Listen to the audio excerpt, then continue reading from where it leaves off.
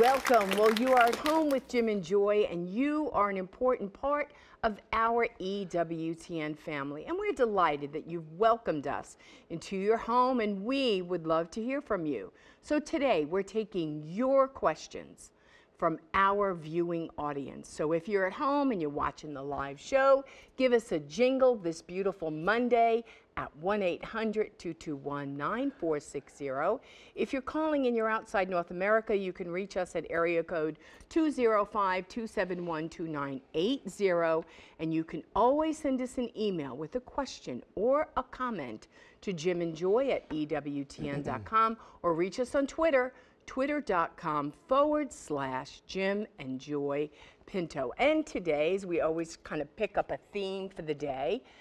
Today our theme is this: what are the essentials in making the case for life? Now, in the month of January, it's usually Pro-Life Month. EWTN has done outstanding coverage from the East Coast to the West Coast to LA. I mean, just the coverage, Panama, the World Youth Day, everything that's been happening, just exploding the network with the facts of life and the beauty of our Catholic Church, of everything that is true and holy and that we hold sacred. So we're asking you this question: what are the essentials in making the case for life? What do you think? What's essential in that? We know in the March for Life it was pro-life is pro-science. Pro-science. Is it science? Is it personal testimony? Is it post-abortion healing? What is it? What are the essentials? We want you to call us. We want you to email us. I spoke recently at a college campus, and so I was working on essentials to share with college students about why we're pro-life, key things. And so we could share some of those. You see here today, you should be able to see, we've got some fetal models here that we brought from our Pregnancy Medical Center, Her Choice Birmingham Women's Center. We use these models a lot. This little baby here is 12 to 14 weeks. And then we have a 26-week-old here. And then, well, that's 20 weeks. 20 weeks, about 14, 20 weeks. And we have about 26 weeks here. And then 30 weeks. And so we just wanted to bring these out for a number of reasons. And of course, we know New York has passed a new law with abortion being legalized through all 9 months, the Reproductive Act law. And it really opens, it's a grievous thing, evil thing. But you know, when I first heard about it, I said, you know what, this is Roe versus Wade. People don't understand. Roe versus Wade and the companion decision, Doe versus Bolton, allows abortion through all 9 months. If you can find a doctor to do it, and a state that wants to go with it, it's abortion through all 9 months. Because in Roe v. Wade, it said, well, in the first trimester, a little bit past that, you know, there's really no restrictions, you can just do that. But once viability, and they said viability was at 24 weeks. Now we know we have a baby 21 weeks that survived and now is a toddler, 21 weeks. So viability doesn't have to be 24 weeks. But the Doe versus Bolton decision said that you can do abortions after viability for the life, to save the life of the mother and the health of the mother. Now listen to how health is explained in Doe versus Bolton. Health is explained in light of all factors: physical health, emotional health, psychological health, familial health, family health, and the woman's age relevant to the well-being of the patient. And so you see, health is so broad, it really doesn't mean anything. So you can abort, you can kill a preborn child up to birth. It's not new with New York. This is the law of the land, and they're just taking it up. They're going to do this and going to be proud about this. As soon as we say this, and this is so terrible and gruesome, we also say there's healing for those that are participating in abortion. We always have to mention both. We love them both. The baby, the mother, all the help that we could possibly give to the mother. Those who are post-abortive, 61 million abortions. Many of us are post-abortive throughout this country, men and women alike. There's help, there's hope, there's healing.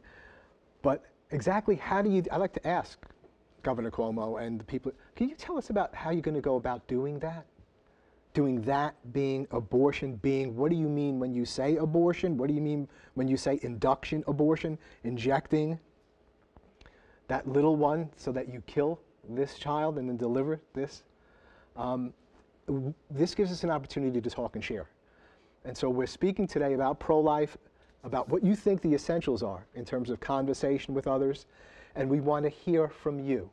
1-800-221-9460, 1-800-221-9460. Call now. What are the essentials we need to share with people about being pro-life? We'll be right back. Plenty more to come. Don't go away.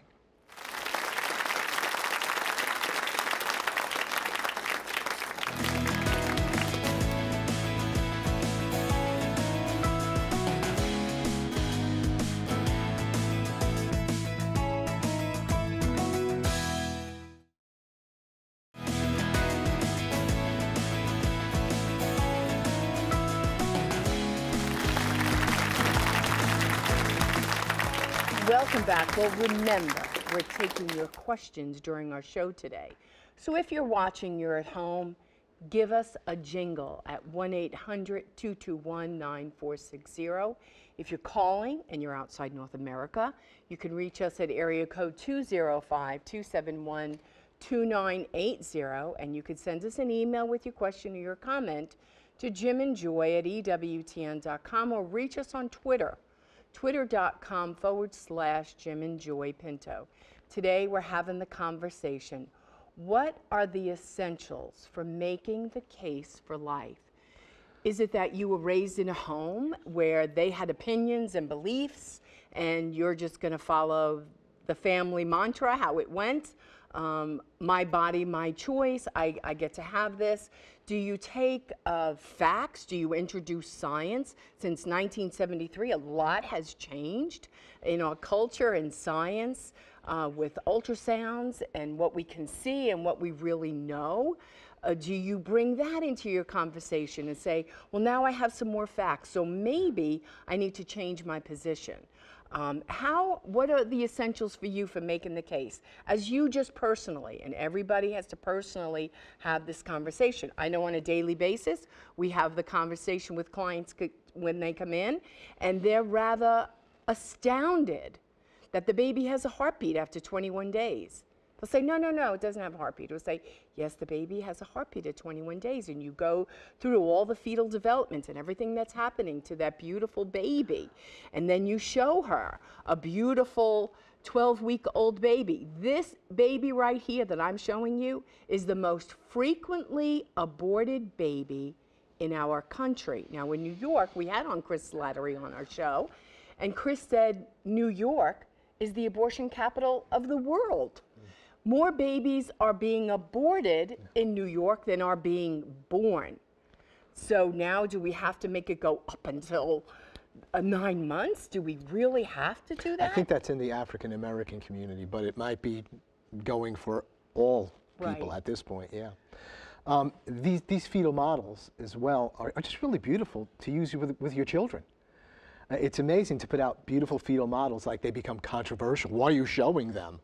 I mean, we're not even showing what happens to babies after abortion. We're showing beautiful babies. This is just normal. This is what babies look like in utero. And they feel really beautiful, too. They're nice and rubbery. Right. And so all of our grandchildren are 16, one's in the womb. You know, they have fetal models. Right. And they're looking at the babies, and you know what they say? They don't say embryo or fetus, although that's the title for a human being at that stage of development. They say baby. Right. And to get this into them early on, that it's not just a blob, it's not just a mass, it's what you were at this stage of development, 20 weeks here. And there are doctors doing abortions, you know, through 24 weeks and beyond throughout this country. And so we need to make the case for life. One of the essential things is that to take advantage of possible conversations that will come up. And as grievous as this is, what's going on in New York, it really provides a lot of opportunities to share. Right. So that there's a lot of people who are pro-choice that are saying, well, I don't agree with this.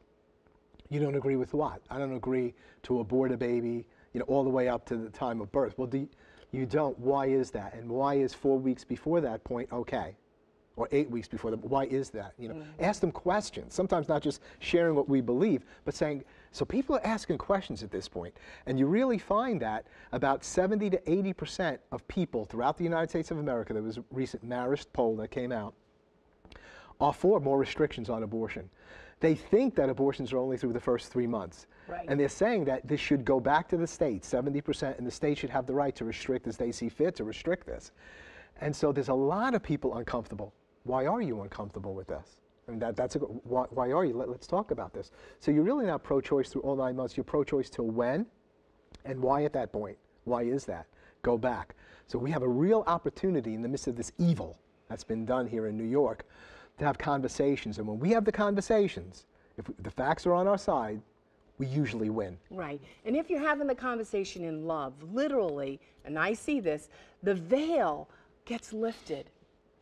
Our enemy is deception, not the human being. It's the powers and principalities. It's deception, and we are being deceived. We have Debbie on the phone. Debbie, welcome to At Home with Jim and Joy. Your question or your comment about today's show. Thank you so much for taking my call. We love your show, and we appreciate your witness. I wanted to make a comment about how you guys were asking for everyone's input on what you think is so vital on getting out the pro-life message. And I would just like to say that I really, really, truly believe we need to evangelize and teach children at a very small age that human life is different than any other life. This isn't a dog or a cat or, you know, a butterfly, that it's a real soul created in a body in the very image of God. When Jesus the Christ was made man and came to make peace with us, he chose to come and be man and make all of humanity from then sacred. Our lives are a sacred gift from God. And I just wanted to say that it's so important that we all realize this and teach our children, our grandchildren, teach them young that this isn't just like every other thing you see on God's planet. This is holy. Yes. Right. And it is teaching and instructing and loving, but in a very natural, beautiful way. Like I loved what they did at Walk for Life. And we did it at our pro-life march here in Birmingham. They had the moms who were pregnant go up with the megaphone and with the Doppler, and you got to hear the baby's heartbeat, right? And so children are asking, do the babies really have a heartbeat? What's going on in the womb? And if you're pregnant and you have other children, everything becomes a teachable moment of the sacredness and the dignity of every human being. Yeah, Debbie, you really hit the nail on the head, that the key to winning this battle is to be fruitful, to multiply, to fill the world and subdue it. First of all, we have to, as Christian and Catholic people, desire children and welcome children. We need happier marriages, and we need to really affirm our children's lives. And then you're right, we need to instruct them, and that's part of what we do with the fetal models. And then you're saying it's sacred. Animal life and human life, we're to be caretakers of animal life in the created order, but they're not humans. And that there is, you mean humans are superior to animals and to plant life? And yeah, and we need to be able to put that across. We need to be respectful to people that are arguing in a different way, but we need to make that case, and we need to raise up generation after generation after generation that upholds the sanctity and dignity of the human person, and that believes what it says in Living the Gospel of Life, the American version of the Gospel of Life by John Paul. In Living the Gospel of Life, we should use that line that says, the first premise is this, with our children. The first premise is this: we never kill innocent human beings.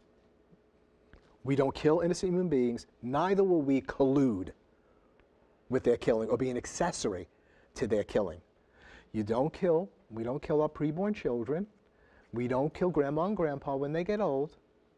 You don't kill us. Care for us, and God will decide when we go home. We have to have these conversations. Because the world is saying, no, they don't have the right to live. They're not really human like we're human. Or they're missing a particular function. They're not quite as developed. They don't think quite the same way we do now. Therefore, we can end their life. We can euthanize them. We can kill them. And so we need to raise up children that understand this, that are articulate, that can make a case for life, and it takes time to do that. But you are the first teacher, we are the first teachers of our children, even before the church, and we should instruct them in the beauty and the grace of life, and that we don't kill innocent human beings. Neither do we look the other way or collude in their killing or help people to do it. Well, we got Patricia on the phone. Patricia, welcome to At Home with Jim and Joy. Your question or your comment? Hello, Joy. This is your beloved Patricia from Michigan. Okay. Oh, hey. Go right ahead, Patricia. It's great to have you on. I just wanted to bring a point that many years ago when Roe versus Wade was adopted by the country, I was all for it because of I had known girlfriends that had been raped. Some had been incest victims by their own father and stuff. So I thought those parts of abortion would be legal or should be.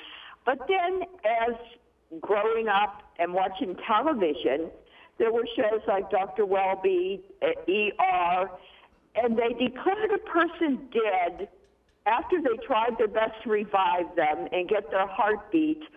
But when their heart stopped beating, even after maybe 45 minutes, then they were declared dead. But it wasn't until the heart stopped beating and they could no longer keep trying to revive this person. And that was the changing point for me, because knowing that these babies have a heartbeat that the mother can hear, we declare a person dead when their heart stops beating. But these babies have a heartbeat, so they are alive. And when we stop that heartbeat, that's murder. Thank you, Patricia. Thank you for your process in thinking things through like that. And of course, we could also make a case that even when there's not a heartbeat with a preborn child, that child is still alive and growing and developing. But most women that are going to abortion centers or seeking help, that heart's already beating because they've missed their cycle and they're coming in. So it isn't like women are coming in at the moment of conception. So I don't know of anybody that's coming in and there isn't a heartbeat, really, because it's several weeks down the line when they are coming in. And that's an essential to be sharing with people. You know, where do you come in? Maybe you want to say, I mean, they should be protected from the moment of conception. But maybe you say when they have brain waves, I don't think we should do it. When they have a heartbeat, we shouldn't do it. Okay, but do you understand how many are being killed beyond that point? And if we could just get people to think the way she was thinking it through, a heartbeat, we're hearing the heartbeat, we know. Right. Then you could say, okay, well then what about just before that, and so on. We're not having the conversation. What are the essentials that we need to know to have the conversation? What are the questions we need to ask to help people begin to think? Because nobody wants to talk about this. This is the big secret in the house. You know, it's the elephant in the room. It's kind of like incest. You know, it's kind of happening and how nobody's going to talk about it. Same thing with abortion. We don't talk about that. We've just had 61 million of them. We're not talking about that. Thank God for silent and more awareness. This is another essential, that women are coming forward who've had abortions and said, I thought it was the cure, I thought it was the right thing to do. I want to tell you, I've done that once, twice, however many times. It complicated my life. It made my life worse.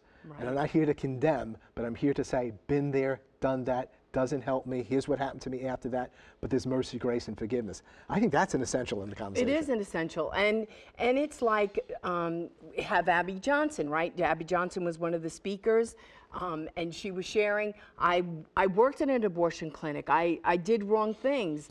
Dr. Robinson, other abortionists that we've had on the show, to say, this was my decision, but now I know better, and I cease doing this and evolving and changing and moving and coming to the truth. Amen. Which Let's is take so this beautiful. email. It says, what pro-life association would you recommend to assist high school, college-age youth with pro-life training and witness? And this is Sarah from Fairbanks, Alaska. Okay. Students for Life comes to mind. Studentsforlife.org, I think it is. Doing tremendous work. Kristen Hawkins. Kristen Hawkins is the director of that, and they have a whole mobilization kit. So whether you go with Students for Life or not, or you want to start a pro-life group in high school or in college, they have all the information, how to start a group, what you need to do, your legal rights to do what you're doing, and training for the head, training for the heart, mobilizing people together. So I'd say Students for Life, and also there's a group Generations for Life, I think it is. Just look it up, Generation Life. So there's a lot of good organizations out there. You don't have to create the wheel. It's there, and they're doing fantastic work. So we're going to pause at this time and go to a break, and be encouraged in the midst of all the darkness. Life, marriage, and the family is prevailing. We'll be right back.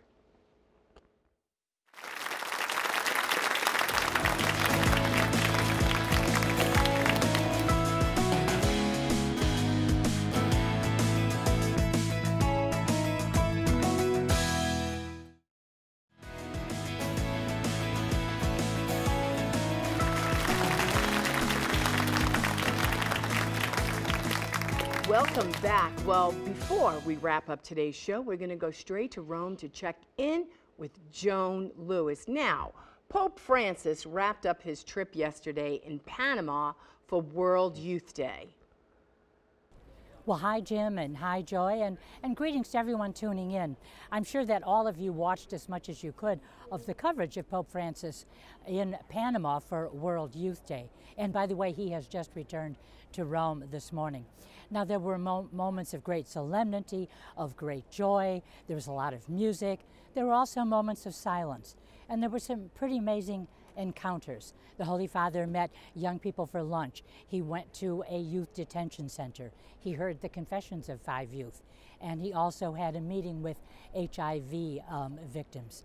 Now, there were many thought-provoking words every time the Pope spoke in Panama. But by the way, what I want to do here is focus on his triple yes, that he spoke to 600,000 young people Saturday night at the vigil in Panama. So much of what he said is what we at home are all about. Now, his first, he said, say yes to embracing life. And he thanked a young couple for their witness in accepting a pregnancy, knowing that the diagnosis was that the child would have Down's syndrome. And the Pope said, saying yes to the Lord means embracing life as it comes with all of its fragility. It's through our frailties and flaws that the Lord wants to write our love story. And what a gift it is, he said, to know we have a Father who loves us in spite of all of our imperfections. Now, the second yes, say yes to building community. We can only grow strong if we have strong roots to support us, the roots of an education, employment, a family, a community. Without this, we cannot dream of a future, said Francis. And the third yes, say yes to being guardians. This is fascinating. To be an influencer of the 21st century is to be guardians of roots, of everything that makes us feel part of one another, that makes us feel like we belong. How many lives can be changed by the humble influencers of God? So as you can see, it's everything we are all about. It's about family, welcoming life, community, powerful words, words to ponder. But time's up here, so back to you. Thank you so much, Joan, for those words, bringing them from the Holy Father, that we need to say yes. Yes to the Lord, yes to life, yes to family, yes to community. And when you think about all that's going on in the world, all that's going on in the church, if we would all say one word, yes, as Mary said yes, as Our Lady said yes. Yes, she made that fiat. If we all said yes to the Lord, that we are the handmaidens of the Lord, yes, whatever you desire, Lord, we will do, the world would be transformed. Renewal would come to the church. Awakening would come to the world. We need to say a great big yes. Well, and in the midst of all this, as everything's happening out in the culture, what we can and what we cannot control, sometimes it's really big. It's like a tsunami. Yeah. The only thing you and I are responsible for at the end of the day is how much we love Jesus. And so we have to stay focused on our own holiness, on our own journey, and be praying, fasting and praying for the ills of our culture, for the ills of our church, for the ills of some of our families. This, be faithful to the end. Love Jesus, pray, fast, and do the things that God's called us to do. Well, welcome to Sanity, EWTN, and holiness. You're an important part of the family. You're always at home with Jim and with Joy. Bye now.